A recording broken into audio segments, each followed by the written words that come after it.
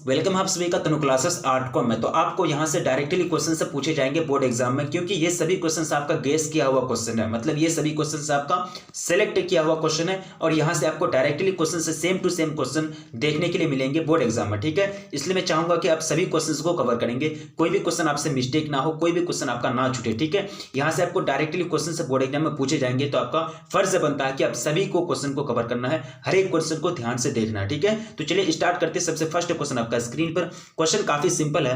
Question कह रहा है कि आदर्श तापमान कितना होना चाहिए। ठीक है, ये क्वेश्चन आपका 2014 में पूछा जा चुका क्वेश्चन है। ठीक है, तो गेहूं की खेती की जो आदर्श तापमान होनी चाहिए वो 10 से 20 डिग्री सेल्सियस, कितना 10 से 20 डिग्री सेल्सियस अगर मतलब मौसम का तापमान रहेगा, आदर्श तापमान जिसको आइडियल टेम्परेचर बोलते हैं, तो इसमें गेहूं की जो खेती होगी वो सबसे ज्यादा होगी। ठीक है, और आपको बताया गया था गेहूं जो आता है वो रबी फसल के अंतर्गत आता है। ठीक है, यानी मौसम के आधार पर आपको फसल के प्रकार बताए गए थे, रबी फसल, जायद फसल और खरीफ फसल। ठीक है, जायद फसल यानी ग्रीष्म ऋतु में जितने भी फसल उगाए जाते हैं उसको जायद फसल बोलते हैं। रबी फसल मतलब जितने भी मतलब शीत ऋतु में फसल उगाए जाते हैं उसको क्या बोलते हैं, रबी फसल। और मतलब जो खरीफ फसल होता है, जैसे कि धान की खेती जो आता है वो खरीफ फसल के अंतर्गत आता है, धान की खेती। ठीक है, तो आपका ऑप्शन बी करेक्ट आंसर हो जाएगा, 10 से 20 डिग्री सेल्सियस। ठीक है, यानी ऑप्शन बी आपका राइट आंसर हो जाएगा। देखिए क्वेश्चन नंबर सेकंड में पूछा गया कि हीराकुंड परियोजना जो अवस्थित है वो कहाँ है। ठीक है, हीराकुंड परियोजना आपके पढ़ाई मतलब सिलेबस में दिया गया है, अब पूरी अच्छी तरह से पढ़े हैं। तो ये जो है कौन सा स्टेट के अंतर्गत आता है, तो ये ओडिशा के अंतर्गत आता है। यानी हीराकुंड परियोजना अवस्थित है वो कहाँ है, ओडिशा में अवस्थित है। ठीक है, यानी ऑप्शन ए आपका राइट आंसर हो जाएगा सेकंड नंबर क्वेश्चन का। ठीक है, अब देखिए क्वेश्चन नंबर थर्ड क्या पूछ रहा है कि नोआमुंडी लौह अयस्क क्षेत्र स्थित है। तो नोआमुंडी लौह अयस्क क्षेत्र कहाँ आते हैं, कौन सा स्टेट के अंतर्गत, आपको पूरा थ्योरी में पढ़ाया गया था, झारखंड में, यानी झरिया में, झारखंड में, झरिया में। ठीक है, यानी ऑप्शन बी आपका करेक्ट आंसर हो जाएगा थर्ड नंबर क्वेश्चन का। क्या हो जाएगा, ऑप्शन बी आपका करेक्ट आंसर हो जाएगा थर्ड नंबर क्वेश्चन का। अब नेक्स्ट क्वेश्चन देखेंगे, क्वेश्चन नंबर फोर्थ आपका स्क्रीन पर। क्वेश्चन क्या पूछ रहा है कि निम्नलिखित राज्यों में किसमें कैगा नाभिकीय ऊर्जा केंद्र अवस्थित है। ठीक है, तो कैगा की बात की जाती है तो कौन से स्टेट में आते हैं, कर्नाटक में, कैगा कर्नाटक। ऐसे भी याद रखने में मतलब क्या हो जाएगा, आपको सहूलियत मिलेगी, कैगा कर्नाटक। ठीक है, इसका भी मतलब क अक्षर मिलता है, इसका भी क अक्षर मिलता है। ठीक है, तो कैगा नाभिकीय ऊर्जा संयंत्र जो है वो कहाँ आते हैं, कर्नाटक के अंतर्गत आते हैं। ठीक है, कर्नाटक में ये अवस्थित है। क्वेश्चन नंबर 5 में पूछा गया कि मानव विकास सूचकांक के संदर्भ में विश्व के देशों में भारत का जो मतलब ये रहा है, रैंक रहा है 2005 में, ये कितना रहा है, तो 127, कितना 127 रैंक मिला था 2005 में एचडीआई रिपोर्ट में भारत को। ठीक है, ऑप्शन बी आपका राइट आंसर हो जाएगा। एचडीआई रिपोर्ट के बारे में पूरा तरह से डिटेल्स में पढ़ाया गया है, यह हमको कोई बताने की जरूरत नहीं है। और अगर आप नहीं जानते हैं तो प्लीज आप चैनल का प्लेलिस्ट में जाइए, पूरा डिटेल्स के साथ आपको वहां बताया गया है। ठीक है, एचडीआई रिपोर्ट जो होता है वह यूएनडीपी के द्वारा जारी किया जाता है हर साल। ठीक है, हर मतलब ईयर, और ये मतलब देश को, हर एक देश के लिए मतलब जारी किया जाता है। फर्स्ट एचडीआई रिपोर्ट जो जारी किया गया था वह डॉक्टर महबूब उल हक के द्वारा जारी किया गया था। ठीक है, और एचडीआई रिपोर्ट ये कैसे तैयार होता है, जैसे कि साक्षरता हो गया, मतलब इसके बारे में, यानी साक्षरता हो गया और जितना विकास होता है उसके आधार पर मतलब आंका जाता है। ठीक है, फिर भी आपको देख लेना है पूरा डिटेल्स के साथ, क्योंकि आपको एचडीआई से रिलेटेड क्वेश्चन से पूछे जाते हैं बोर्ड एग्जाम में। क्वेश्चन नंबर 6 से पूछ रहा है कि मानव विकास सूचकांक एचडीआई यानी ह्यूमन डेवलपमेंट इंडेक्स में भारत के निम्नलिखित राज्यों में किसकी कोटि उच्चतम है। जैसे कि बहुत सारे बच्चे भी यहाँ कंफ्यूजन होंगे, आपको कंफ्यूजन नहीं होना है। सर आप बताए थे कि यूएनडीपी द्वारा मतलब यूएनडीपी द्वारा एचडीआई रिपोर्ट जारी किया जाता है यह हर देश के लिए, तो यहाँ तो आप राज्य की बात कर रहे हैं। जी हाँ, राज्य की। देखिए मतलब इसी को फॉलो करते हुए देश ने भी सभी राज्यों को, सभी स्टेट्स को एक यूनिट मान करके, एक इकाई मान करके एचडीआई रिपोर्ट तैयार करना शुरू किया है। तो एचडीआई रिपोर्ट तैयार करना जो शुरू किया है, तो एचडीआई रिपोर्ट किस स्टेट का ज्यादा होगा वो आपको बताना है। ठीक है, तो ये जो हो जाएंगे वो हो जाएंगे आपका केरला, यानी केरला का एचडीआई रिपोर्ट सबसे ज्यादा है। क्यों, क्योंकि यहाँ जो साक्षरता दर है आपको पढ़ाया गया था, यहाँ की साक्षरता दर सबसे ज्यादा है, 91.85% यहाँ का आपका साक्षरता दर है, मतलब लिटरेसी रेट है। ठीक है, तो केरला पढ़ाई लिखाई में भी आगे है और एचडीआई रिपोर्ट में भी आगे है। ठीक है, तो आपको बी करेक्ट आंसर हो जाएगा 6 नंबर क्वेश्चन का। ठीक है, और स्टेट के यानी स्टेट के अंतर्गत जिले को भी माप करके मतलब क्या किया जाता है, एचडीआई रिपोर्ट तैयार किया जाता है। ठीक है, अब देखिए क्वेश्चन नंबर 7 तो क्या पूछ रहा है कि भारत के निम्नलिखित राज्यों में से किस एक में स्त्री की जो साक्षरता दर है वो निम्नतम है। तो ये हो जाएंगे बिहार में। बिहार में स्त्री मतलब सबसे पीछे है, लड़कियां लोग सबसे पीछे है पढ़ने लिखने में। ठीक है, बाकी स्टेट में आगे है। यहाँ की जो लड़कियां हैं, जो यहाँ जो स्त्रियां हैं, ज्यादा पढ़े लिखे नहीं है, मतलब लिटरेसी लिटरेसी जो रेट है, सबसे ज्यादा रेट अगर गिरा हुआ है वो बिहार के अंदर है। ऑप्शन डी आपका करेक्ट आंसर हो जाएगा 7th नंबर क्वेश्चन का। अब नेक्स्ट क्वेश्चन देखिए, क्वेश्चन नंबर 8 आपका स्क्रीन पर आपके समक्ष रखा गया है। क्वेश्चन क्या पूछ रहा है कि भारत में जल संसाधनों से संबंधित क्या समस्या है? वितरण, उपलब्धता, गुणवत्ता या फिर उपयुक्त सभी? जी हाँ, वितरण भी हो जाएंगे। उत्तरी बिहार के बारे में अगर बात करेंगे, उत्तरी बिहार पूरा बाढ़ का इलाका है, तो दक्षिणी बिहार पूरा सूखा का इलाका है। तो यहाँ का जो पानी का वितरण है, या पानी का वितरण असमान है, कहीं पानी है, कहीं इतना पानी है कि वहां आदमी डूब करके मर रहे हैं, कहीं इतना पानी है नहीं है जहां आदमी मतलब सूखा है मर रहे हैं। ठीक है, तो वितरण में भी क्या है समस्या है। उपलब्धता, जी हाँ, उपलब्धता में भी समस्या है। भारत में पानी का लेवल कहीं स्टेट में ज़्यादा है, पानी का लेवल कभी कोई स्टेट ऐसा है कि पानी का लेवल काफ़ी नीचे चले गया है, ग्राउंड लेवल वाटर। ठीक है, तो किसी स्टेट के पास पानी ज़्यादा है, किसी स्टेट के पास कम है। ठीक है, तो ये भी मतलब समस्या है। ठीक है, गुणवत्ता, बिल्कुल गुणवत्ता में भी कमी है। क्यों? किसी की मतलब कोई स्टेट अगर जाएंगे तो वहाँ का पानी अगर आपको पीने में सही नहीं लगेगा। ठीक है, जैसे कि बिहार की बात करेंगे, बंगाल की बात करेंगे, तो यहाँ का पानी पीने में लगभग सही होता है। अगर कहीं जाएंगे तो पानी में आर्सेनिक मिलेगा, बहुत सारे मतलब केमिकल से मिलेंगे, तो पानी की गुणवत्ता में भी कमी है। ठीक है, तो ये सभी समस्या है भारत में संसाधन से। तो उपयुक्त सभी अवलब्धि आपका राइट आंसर हो जाएगा 8 नंबर क्वेश्चन का। नेक्स्ट क्वेश्चन देखिए, क्वेश्चन नंबर 9 आपका स्क्रीन पर पूछ रहा है कि इनमें से कौन पशु आधारित उद्योग है? यानी पशु आधारित उद्योग, सिंपल सी बात है, जो उद्योग पशु के मतलब पशु से प्राप्त कच्चे माल पर निर्भर करता है उसको क्या कहेंगे? पशु आधारित उद्योग कहेंगे। ठीक है, तो 9th का जो आपको राइट आंसर हो जाएगा ऊन। ऊन कैसे पशु से प्राप्त होता है? भेड़ क्या है? पशु है, और ऊन कहां से प्राप्त होता है? भेड़ से प्राप्त होता है। तो ये क्या हो जाएंगे? पशु आधारित उद्योग हो जाएंगे। यानी ऑप्शन सी आपका राइट आंसर हो जाएगा। ठीक है, ये जो हो जाएंगे वन आधारित, ये कागज जो है वन आधारित उद्योग है, क्योंकि कागज जो बनता है वो पेड़ की लुगदी से बनता है, और पेड़ कहां से मिलता है? वन में मिलता है। ठीक है, लाह भी हो गया, इस्पात हो गया। ठीक है, ये तो आपका मतलब इस्पात मतलब ये हो गया आपका खनिज आधारित उद्योग हो जाएगा। ठीक है, अब नेक्स्ट क्वेश्चन देखिए, क्वेश्चन नंबर 10 आपके स्क्रीन पर। क्वेश्चन क्या पूछ रहा है कि विश्व का सबसे लंबा, क्या पूछा है कि विश्व का सबसे लंबा झील जलमार्ग कौन सा? ठीक है, लंबा झील जलमार्ग जो सबसे दुनिया का बड़ा है वो ग्रेट लेक्स सेंट लॉरेंस जलमार्ग, ग्रेट लेक्स सेंट लॉरेंस जलमार्ग विश्व का यानी दुनिया का सबसे लंबा झील जलमार्ग है। ठीक है, ये भी 2016 में पूछा जा चुका क्वेश्चन है। अब नेक्स्ट क्वेश्चन पूछ रहा है कि निम्नलिखित में से किस देश में इंटरनेट का प्रयोग सबसे अधिक होता है? इंटरनेट सबसे ज्यादा प्रयोग कहाँ होता है? तो ये कहाँ हो जाएंगे? अमेरिका सब में आ गया है, लगा दो टिक, अमेरिका सब चीज में आ गया। ठीक है, हर चीज में आ गए। अभी जो एयरलाइंस है ना, यानी पूरा दुनिया में एयरलाइंस का जो रूट है, यानी हवाई जहाज का जो रूट है, उसमें से सबसे ज्यादा अगर रूट का अगर इस्तेमाल करता है ये अमेरिका अकेले करता है। ठीक है, ये अमेरिका अकेले ज्यादा करता है। अगर पूरा दुनिया को बाकी सब देश को मिला देंगे उनका रूट और इसका रूट, लगभग इसका रूट और भी ज्यादा हो जाता है। ठीक है, यानी ऑप्शन डी आपका राइट आंसर होगा। कैसे नहीं यूज करेगा?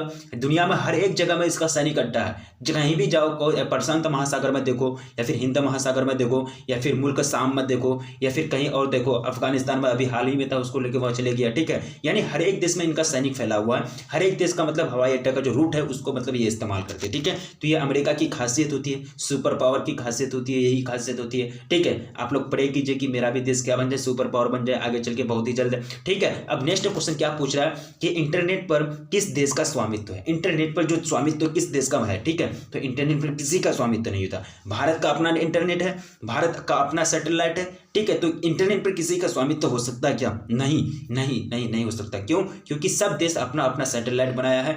चाइना के पास अपना सैटेलाइट है, भारत के पास अपना है, अपना नेटवर्क का काम करता है, तो इंटरनेट पर किसी का हक नहीं होता। ठीक है, यानी नन ऑफ दिस, इनमें से कोई नहीं हो जाएंगे। ठीक है, किसी का नहीं। नेक्स्ट क्वेश्चन क्या पूछ रहा है कि इनमें से किन दो देशों के बीच गैस पाइपलाइन बनाने पर विचार हो रहा है? यानी इनमें किसी गैस पाइपलाइन बनाने का जो विचार होता है वो किन देशों के बीच होता है? तो ईरान और भारत। देखिए, आपको बताया गया था ईरान और भारत से अगर ये गैस पाइपलाइन बनेगा तो ये दुनिया का सबसे बड़ा गैस पाइपलाइन बनेगा। ठीक है, लेकिन ईरान के साथ मतलब समझौता हो गया है ये गैस पाइपलाइन बनाने को लेकर के, लेकिन ये गैस पाइपलाइन आपका ईरान यहाँ है। ठीक है, ईरान यहाँ है, लेकिन बीच हुआ में पाकिस्तान वहाँ जाता है। ठीक है, ये पाकिस्तान अरंगा लड़ाता है। ठीक है, वो बोलता है कि अगर यहाँ से गैस पाइपलाइन जाएगा तो बहुत सारे टैक्स देने पड़ेंगे, यहाँ से हम लोगों को क्या करना पड़ेगा? पाकिस्तान को इससे पहले राजी करना पड़ेगा। ठीक है, तो पाकिस्तान तो राजी होगा नहीं, है तो एक नंबर दुश्मन। ठीक है, तो ये यही बीच मतलब अगर ये मतलब पाकिस्तान के साथ अगर रिलेशन अच्छा होता तो ये पाइपलाइन अब तक बन के तैयार हो जाता। ठीक है, और ये अगर पाइपलाइन भविष्य में बनेगा तो सबसे बड़ा बनेगा पाइपलाइन, और ये जो है ईरान से कच्चे तेल को लेना है। भारत के पास तो पेट्रोलियम इतना नहीं है, यानी यहाँ जो इतना बड़ा कंट्री है, तो इतना बड़ा कंट्री के हिसाब से इसके पास इतना पेट्रोलियम नहीं है, ये खरीदता है दूसरे देश से, ईरान से। ठीक है, तो ईरान तो हाँ भर गया है, लेकिन पाकिस्तान भी हाँ भर गया, पाकिस्तान को भी मनाना पड़ेगा, और उनको अगर ये अगर हेल्प करेंगे तो इनको भी मतलब रूट वगैरह मिलेगा, इनको भी मतलब कच्चे तेल की आपूर्ति आराम से हो जाएंगी। तो यहाँ मतलब एक तरह से ये सबसे बड़ा बनेगा गैस पाइपलाइन, ठीक है, ये विचार हो रहा है, ठीक है। अब देखिए क्वेश्चन नंबर कितना हो जाएगा 14। क्वेश्चन क्या पूछ रहा है कि निम्नलिखित में कौन परिवहन का साधन नहीं है, परिवहन का साधन नहीं है। ये उपग्रह ना, ये तो सैटेलाइट है, ये तो आपका कम्युनिकेशन करता है ना, ये उपग्रह ऊपर घूमता है, ये ऊपर से फोटो खींचता है, ऊपर से मतलब वेदर कास्टिंग करता है, मौसम विज्ञान करता है, यानी मौसम का मतलब अनुमान लगाता है, कहाँ बादल होगा, कहाँ नहीं है, कहाँ बरसात होगा, कहाँ धूप होगा, कहाँ आंधी तूफान होगा, ये काम होता है। उपग्रह आप मतलब उपग्रह में चल करके कोई ये करता है क्या, सफर करता है क्या। पाइपलाइन भी आपका परिवहन का साधन है, नहर भी और राजमार्ग भी, ठीक है। उपग्रह आपका कम्युनिकेशन का काम करता है, ठीक है। तो ऑप्शन सी आपका राइट आंसर हो जाएगा। नेक्स्ट क्वेश्चन कह रहा है कि ट्रांस साइबेरियन रेल मार्ग कहाँ है। ट्रांस साइबेरियन रेल मार्ग के बारे में को पढ़ाया गया था, तो ये रसिया में आता है। कहाँ आता है, रसिया में आता है, ठीक है। क्वेश्चन नंबर 16 आपको पूछ रहा है कि बिग इंच पाइपलाइन परिवहित करता है, तो ये गैस को परिवहित, यानी तरल पेट्रोलियम गैस को, एलपीजी को ये प्रवाहित करता है, ठीक है, बिग इंच, ठीक है। ऑप्शन डी आपका राइट आंसर हो जाएगा। नेक्स्ट क्वेश्चन क्या पूछा गया कि मयूरभंज में कौन खनिज पाए जाते हैं, तो मयूरभंज में जो पाए जाते हैं कौन से खनिज पाए जाते हैं, लौह एस यानी आयरन स्टील खनिज पाए जाते हैं, ठीक है। ऑप्शन बी आपका करेक्ट आंसर हो जाएंगे। नेक्स्ट क्वेश्चन देखिए, क्वेश्चन नंबर 18, संभववाद अवधारणा में किस घटक को महत्वपूर्ण माना गया, सबसे ज्यादा मतलब बेस्ट माना गया, ठीक है। तो यहाँ जो घटक हो जाएंगे वो माना गया है प्राकृतिक घटक, मानवीय घटक, दोनों चीज को क्या होगा, दोनों चीज को संभववाद अवधारणा में आइडियोलॉजी में सबसे महत्वपूर्ण माना गया है। ऑप्शन सी आपका करेक्ट हो जाएंगे, ए और बी बोथ, ठीक है। अब देखिए क्वेश्चन नंबर 19, नव निश्चयवाद से संबंधित कौन है, तो नव निश्चयवाद आपको पढ़ाया गया था फ्रेडरिक रेटजेल्ट, मतलब नव निश्चयवाद से संबंधित कौन है, तो फ्रेडरिक रेटजेल्ट। ऑप्शन सी आपका करेक्ट आंसर हो जाएगा 19 नंबर क्वेश्चन का। सॉरी इसका जो 19 नंबर क्वेश्चन का जो करेक्ट आंसर हो जाएगा वो हो जाएगा टेलर साहब। कौन हो जाएंगे, टेलर, यानी फ्रेडरिक टेलर हो जाएंगे, ठीक है। अब देखिए क्वेश्चन में कितना हो जाएगा 20, क्वेश्चन नंबर 20 आपका स्क्रीन पर। क्वेश्चन क्या पूछ रहा है कि निम्नलिखित में से कौन सा एक भौगोलिक सूचनाकात है, ठीक है, सूचनाकात नहीं है। तो भौगोलिक सूचनाकात जो नहीं हो जाएंगे, प्राचीन महाकाव्य ये नहीं है, यात्रियों के विवरण, इससे भी मतलब भौगोलिक सूचना मिलते हैं, प्राचीन मानचित्र यानी पुराने जो प्राचीन मात्रा चित्र नक्शा वगैरह है उससे भी भौगोलिक सूचना मिलती है, कहाँ का भूमि उच्च है, कहाँ का भूमि कैसा है, नहीं ये सारा मतलब डेटा मिलता है, जानकारी मिलता है। प्राचीन विवरण, यात्रियों यानी पहले जो यात्री जो लोग घूमते थे, वास्को डी गामा वगैरह, वो लोग का अगर पूरा विवरण देखेंगे इससे भी भौगोलिक सूचना मिलेगा। तो चंद्रमा से चट्टानों यानी चट्टानी पदार्थों के नमूने, इससे भी मतलब क्या मिलता है, भौगोलिक सूचना मिलता है, ठीक है। तो ये महाकाव्य, प्राचीन महाकाव्य, ये तो कविता से क्या सीख मिलेगा, कविता से कुछ नहीं सीख मिलता है, ठीक है। ऑप्शन डी आपका राइट आंसर हो जाएगा। नेक्स्ट क्वेश्चन क्या पूछ रहा है कि निम्नलिखित कथनों में से कौन सा एक भूगोल का वर्णन नहीं करता, कौन भूगोल का वर्णन नहीं करता। तो यहाँ अगर ध्यान से देखेंगे क्या है, समाकलनात्मक अनुशासन, ये मतलब भूगोल का वर्णन नहीं करता, ठीक है। बाकी ये तीनों कथन दिए गए हैं आपका, ये तीनों कथन जो है वो क्या करता है, भूगोल का वर्णन करता है, ठीक है। नेक्स्ट क्वेश्चन देखिए, क्वेश्चन नंबर 22, क्वेश्चन आपका स्क्रीन पर क्या पूछ रहा है कि इनमें से कौन खनन नगर नहीं है। खनन नगर यानी खनन का मतलब समझते हैं माइनिंग, यानी जहां मतलब क्या किए जाते हैं, अयस्क को निकाले जाते हैं, कच्चे लोहा को, कच्चे कोयला को निकाले जाते हैं खदानों से, ये जो काम है उसको क्या कहते हैं, खनन कहते हैं, माइनिंग कहते हैं। तो खनन नगर, जिस नगर में खनन होगा उसको कहेंगे खनन नगर, जिस नगर से मतलब कोयला मतलब वगैरह यानी लौह इस्पात वगैरह निकाले जाएंगे उसको क्या कहेंगे, खनन नगर। तो खनन नगर कौन नहीं है वो आपको पूछा गया, नेगेटिव सेंटेंस है, ठीक है। तो यहाँ जो आपका करेक्ट आंसर हो जाएगा वो हो जाएगा आपका पटना, ये आपका खनन नगर नहीं है, ठीक है। बाकी खेतरी, धनबाद, उसके बाद कोडरमा, ये खनन नगर है। अब देखिए क्वेश्चन नंबर 23, निम्नलिखित में से किसे प्राय प्रदूषक नहीं माना जाता, CO2 कार्बन डाइऑक्साइड को प्राय प्रदूषक नहीं माना जाता, यानी जनरली उसको प्रदूषण के पोल्यूटेंट के कैटेगरी में नहीं रखा गया है। क्वेश्चन क्या पूछ रहा है कि किस प्रदूषण द्वारा सबसे ज्यादा बीमारी होती है, तो सबसे ज्यादा अगर बीमारी होती है तो जल प्रदूषण, किसके द्वारा, जल प्रदूषण के द्वारा सबसे ज्यादा बीमारी होती है, यानी आपका ऑप्शन क्या हो जाएगा, जल हो जाएगा। देखिए थोड़ा सा ध्यान देंगे, यहाँ आपका ए है, यहाँ आपका बी हो जाएंगे, ठीक है, यानी सी पोजीशन में है बट बी है थोड़ा सा आगे पीछे हुआ, ठीक है। अब नेक्स्ट क्वेश्चन देखिए, क्वेश्चन नंबर 25, 2011 की जनगणना के अनुसार भारत में नगरीय आबादी जो थी कितनी थी, यानी आवास के आधार पर आबादी को दो भाग में बांटा गया, एक नगरीय एक ग्रामीण। तो नगरीय आबादी पूछी जा रही है 2011 की जनगणना के अनुसार। तो 2011 में जो जनगणना में नगरीय जो आबादी था वो कितना था, 31.16%, ठीक है, 31.16%। ऑप्शन ए आपका राइट आंसर हो जाएंगे। 20 नंबर 6 क्वेश्चन नंबर 26 कह रहा है कि 2011 की जनगणना के अनुसार निम्नलिखित राज्यों में से किसमें नगरीय जनसंख्या का अनुपात सबसे ज्यादा था, तो महाराष्ट्र में कितना, महाराष्ट्र में सबसे ज्यादा था, एक्सेस था, ठीक है। क्वेश्चन में कितना हो जाएंगे, क्वेश्चन नंबर आपका हो जाएंगे 27। क्वेश्चन क्या पूछ रहा है कि जनांकी के संक्रमण की अंतिम अवस्था में क्या होता है, अंतिम अवस्था यानी जनांकी के संक्रमण की जो लास्ट स्टेप होती है उसमें होती है जन्म दर एवं मृत्यु दर दोनों निम्न हो जाती है। जन्म दर भी नीचे आ जाता है इसका ग्राफ, मृत्यु दर का भी ग्राफ क्या हो जाता है, नीचे आ जाता है। ठीक है, यानी अंतिम स्टेट में दोनों मतलब जो रेशियो होता है दोनों का रेशियो नीचे आ जाता है। ठीक है, याद रखेंगे। अब नेक्स्ट क्वेश्चन देखिए, क्वेश्चन नंबर 28। क्वेश्चन क्या पूछ रहा है कि 2011 की जनगणना के अनुसार भारत में ग्रामीण आबादी कितनी थी। हम अभी पढ़े एक जो नगरीय आबादी थी 31.06 थी परसेंटेज, लेकिन आपको ग्रामीण आबादी पूछी जा रही है। तो ग्रामीण आबादी जो थी वो 69% है। कितना, 69%। ठीक है, देखिए 69% इधर और 31% इधर, यानी 31 + 69 हो तो क्या आपका 100। ठीक है, तो ग्रामीण आबादी 69% और नगरीय आबादी 31% 2011 की जनगणना के अनुसार। ठीक है, अब देखिए क्वेश्चन में कितना हो जाएगा 29। क्वेश्चन में 29 आपका स्क्रीन पर क्या पूछ रहा है कि भील जनजाति मुख्यतः केंद्रित है। तो ये कहाँ है, भील जनजाति आपका जो हो जाएंगे झाबुआ जिला।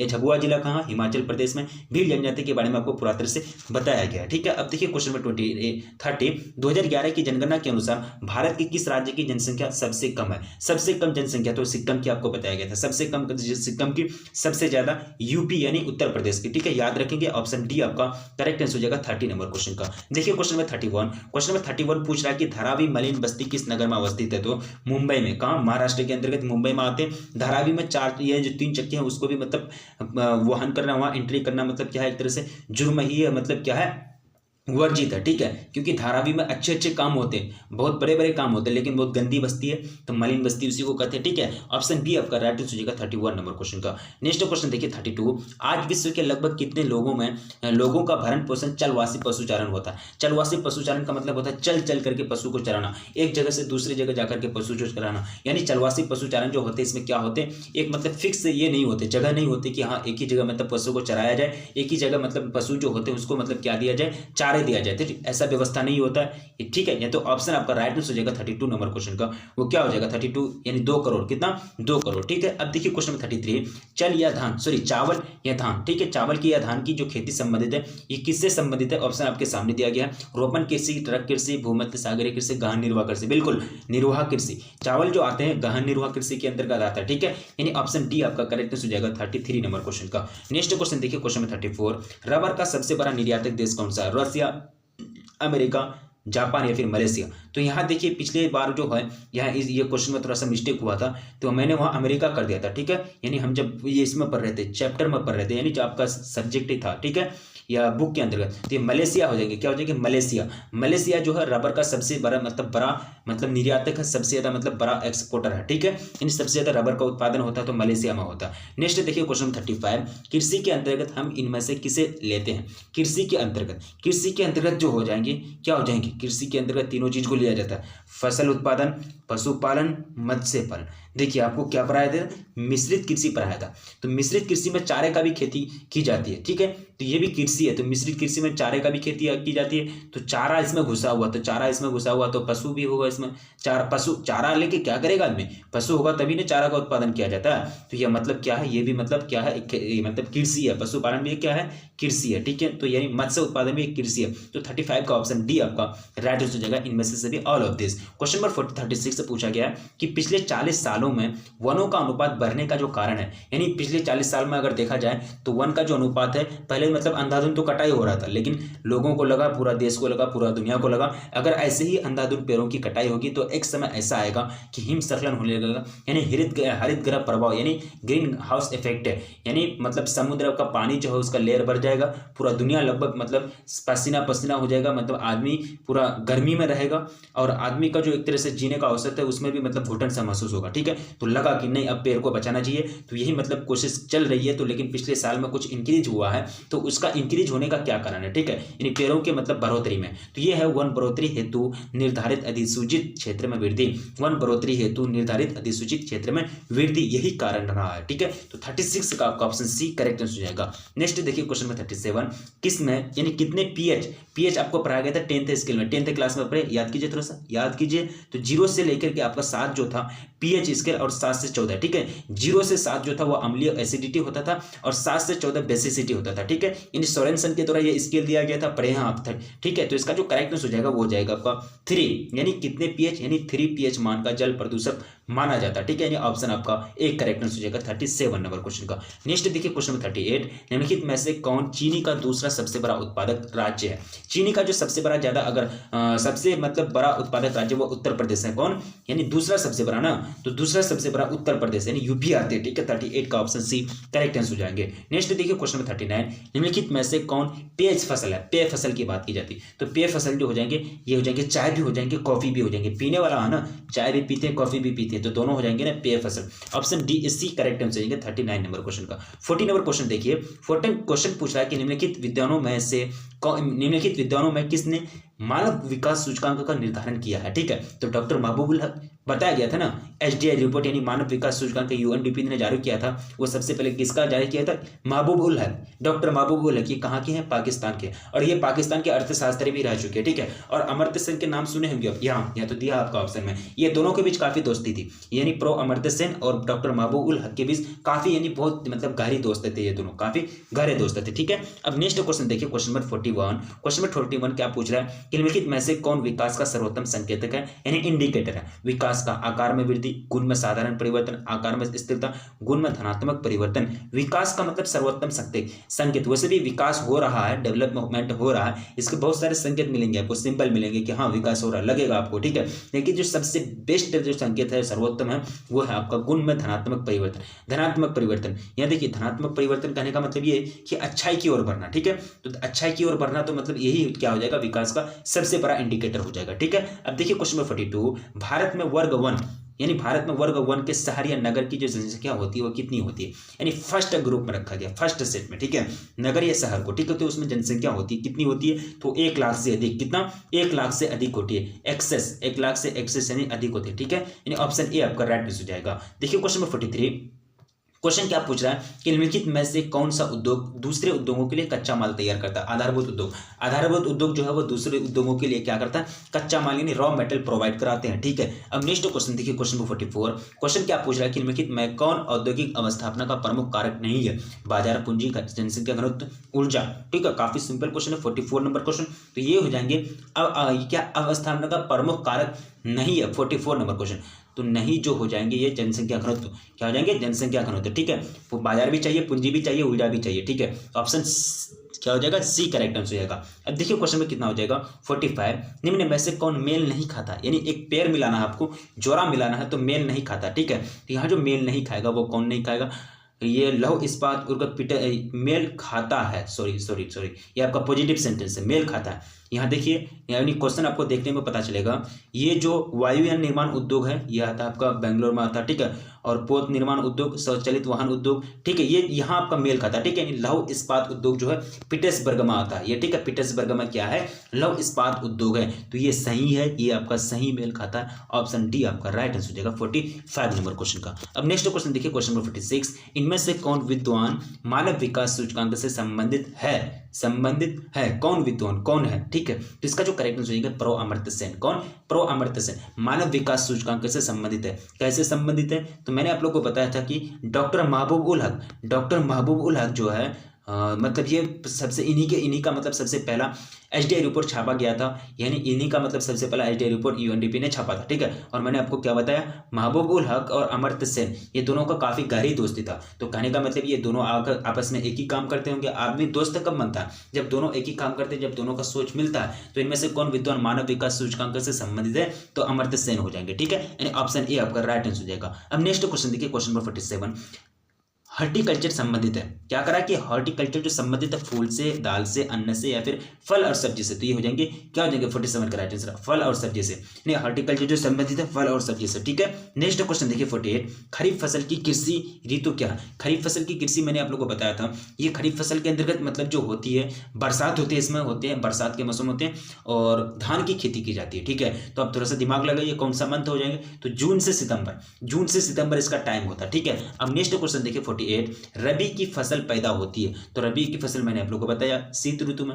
रबी की फसल कौन सा ऋतु में? शीत ऋतु में, ठीक है। ऋतु में शीत ऋतु में, वर्षा ऋतु में खरीफ फसल, ग्रीष्म ऋतु में जायद फसल, सभी ऋतु में ये सभी फसल, ठीक है।